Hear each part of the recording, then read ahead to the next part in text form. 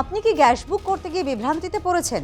একদিকে বলা হচ্ছে বুকিং এর নিয়ম বদলে গেছে, অন্যদিকে আবার কেন্দ্র বলছে কোনো পরিবর্তন হয়নি। তাহলে আসল সত্যিটা কি? এই বিভ্রান্তির মধ্যেই সামনে এসেছে নতুন একটি বড় আপডেট।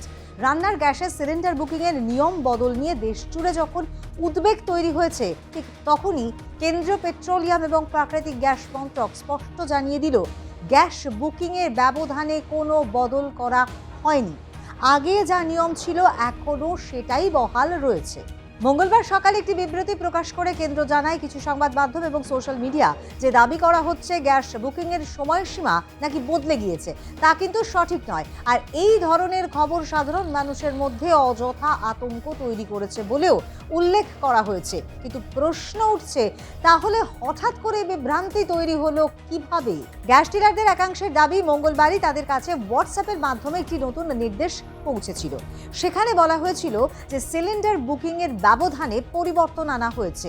এমনকি সেই নির্দেশ অনুযায়ী অনেক জায়গায় গ্রাহকদেরও নতুন নিয়মের কথা জানানো হয়। কিন্তু বুধবার সকালেই দেখা যায় যে সেই হোয়াটসঅ্যাপ বার্তাটি মুছে দেওয়া হয়েছে। আর তার কিছুক্ষণের মধ্যেই কেন্দ্রের তরফে আনুষ্ঠানিকভাবে জানিয়ে দেওয়া হয়, এই ধরনের কোনো পরিবর্তন করা হয়নি। কেন্দ্রের নজরে যে 3 ধরনের পরিবর্তনের খবর এসেছিল তাও বিবৃতিতে উল্লেখ করা হয়েছে। যেমন, প্রথমত, উজ্জ্বলা যোজনার গ্রাহকদের ক্ষেত্রে বুকিং এর ব্যবধান 45 দিন করা হয়েছে বলে দাবি করা হয়েছিল এবং সেই দাবি ছড়িয়েছিল। দ্বিতীয়ত, যারা একটি সিলিন্ডার ব্যবহার করেন তাদের জন্য 25 দিনের ব্যবধানের কথা বলা হচ্ছিল। তৃতীয়ত, ডাবল সিলিন্ডার ব্যবহারকারীদের ক্ষেত্রে 35 দিনের ব্যবধানের দাবি সামনে আসে। তবে কেন্দ্র স্পষ্ট জানিয়ে দিয়েছে, এই ধরনের কোনো নতুন নিয়ম চালু হয়নি। বর্তমানে যে নিয়ম কার্যকর হয়েছে তা হলো, শহরাঞ্চলে 2টি বুকিং এর মধ্যে ব্যবধান 25 দিন এবং গ্রামাঞ্চলে এই ব্যবধান 45 দিন। এবং এই নিয়ম সব ধরনের গ্রাহকের ক্ষেত্রে প্রযোজ্য। তিনি একটি সিলিন্ডার ব্যবহার করুন বা 2টি, তাতে কোনো পার্থক্য নেই। অন্যদিকে গ্যাস সিলিন্ডার ব্যবহারকারী সংগঠন কিন্তু ভিন্ন দাবি করছে। তাদের বক্তব্য, নতুন নির্দেশ তাদের কাছে পৌঁছেছিল এবং সেই অনুযায়ী সিস্টেমও পরিবর্তন করা হয়েছিল। West Bengal Indian LPG distributor অ্যাসোসিয়েশনের মুখপাত্র বিজন বিশ্বাস জানিয়েছেন, এমন একটি পরিস্থিতি তৈরি হয়েছিল যেখানে শহরে 35 দিন এবং গ্রামে 45 দিনের আগে বুকিং করা যাচ্ছিল না। তিনি আরও বলেন যে যদি সিস্টেম এইভাবে সেট করা হয় তাহলে ডিলারদেরও সেই নিয়ম মেনেই পরিষেবা দিতে হয়। কিন্তু হঠাৎ করে নির্দেশ বদলে গেলে কিভাবে পরিষেবা দেওয়া হবে তা নিয়েই এখন প্রশ্ন তৈরি হয়েছে। আর এই পুরো ঘটনার ফলে সাধারণ মানুষের মধ্যে কিন্তু স্বাভাবিকভাবেই উদ্বেগ তৈরি হয়েছে। অনেকেই ভেবেছেন হয়তো গ্যাসের ঘাটতি তৈরি হয়েছে বা সরবরাহে বড় সমস্যা দেখা দিয়েছে। যদিও কেন্দ্রীয় সরকার বারবার করেই কিন্তু জানিয়ে দিচ্ছে যে দেশে এলপিজির কোনো রকম কোনো ঘাটতি নেই, পর্যাপ্ত মজুত রয়েছে এবং আতঙ্কিত হয়ে অপ্রয়োজনীয় বুকিং করার কোনো প্রয়োজন নেই। তবে এই প্রথম নয়, এর আগেও গ্যাস বুকিংয়ের ব্যবধান নিয়ে একাধিকবার পরিবর্তন করা হয়েছে। প্রথমে 21 দিন, পরে 25 দিন করা হয়। আবার বলা হয় শহরে 25 দিন এবং গ্রামে 45 দিন ব্যবধান থাকবে। বর্তমানে কেন্দ্রের দাবি এই নিয়মই বহাল রয়েছে এবং নতুন করে কোনো পরিবর্তন করা হয়নি। সব মিলিয়ে পরিস্থিতি এখন কিছুটা ধোঁয়াশার মধ্যেই রয়েছে। একদিকে ডিলারদের দাবি, অন্যদিকে কেন্দ্রের স্পষ্ট অস্বীকার। এই দ্বৈত অবস্থানের মধ্যে পড়ে সাধারণ গ্রাহকরাই কিন্তু সবথেকে বেশি ক্ষতিগ্রস্ত হচ্ছেন। তবে আপাতত সরকার যা বলছে সেটাই অফিসিয়াল অবস্থান।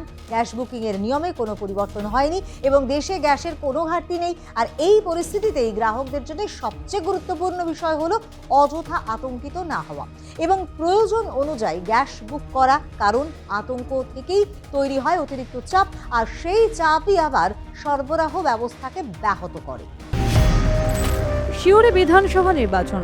গত বিধানসভা নির্বাচনে বাংলায় সবুজ ঝড়ে ধরাশায়ী হয়েছিল পদ্ম। কার্যত বলা যেতে পারে বাকিরা কাবু হয়ে পড়েছিল মমতা ম্যাজিকের কাছে। কলকাতা, হাওড়া, হুগলি, নদিয়া মানে দক্ষিণবঙ্গের শহর থেকে গ্রাম দু জায়গাতেই শক্ত ভিত তৈরি করেছিল ঘাসফুল শিবির। জঙ্গলমহলে দেখা যায় বিশাল টার্ন অ্যারাউন্ড।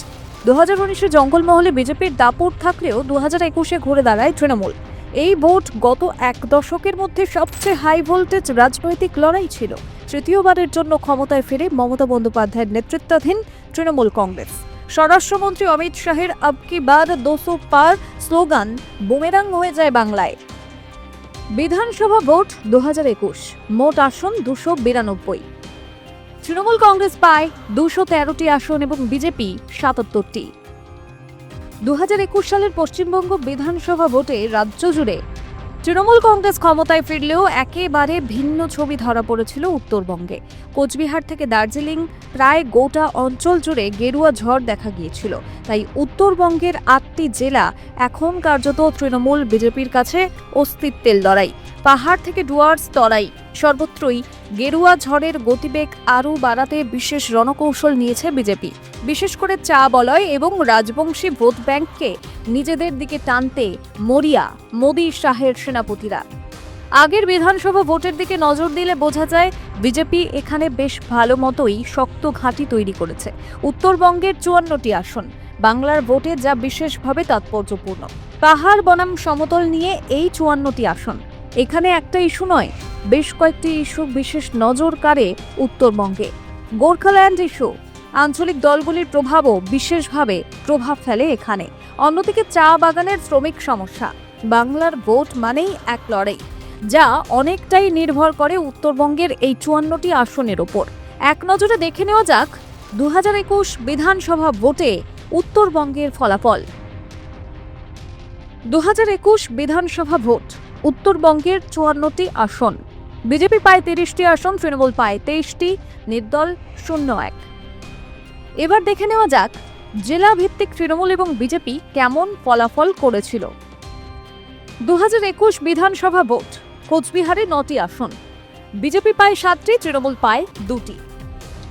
আলিপুরদুয়ারে 5টি আসনে বিজেপি 5টিতে জয়লাভ করে, তৃণমূল 0।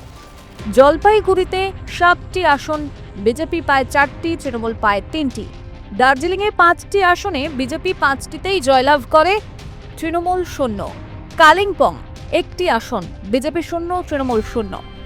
এই কেন্দ্রে জয়ী হয় বিনং তামাং পন্থী গোর্খা জনমুক্তি মোর্চা। উত্তর দিনাজপুরে 9টি আসনের মধ্যে বিজেপি পায় 2টি আসন, তৃণমূল পায় 7টি আসন। দক্ষিণ দিনাজপুরে 6টি আসনের মধ্যে বিজেপি 3টে, তৃণমূল 3টে। মালদায় 12টি আসনের মধ্যে বিজেপি পায় 4টি, তৃণমূল পায় 8টি। 2021 সালে উত্তরবঙ্গের দক্ষিণবঙ্গের তুলনায় ভালো আসন পেয়েছিল বিজেপি, কিন্তু 2024 লোকসভা নির্বাচনের দিকে তাকালে উত্তরবঙ্গে বিজেপি ওভারঅল ভালো ফল করলেও কোচবিহারে ঘর বাঁচাতে পারেনি পদ্ম শিবির।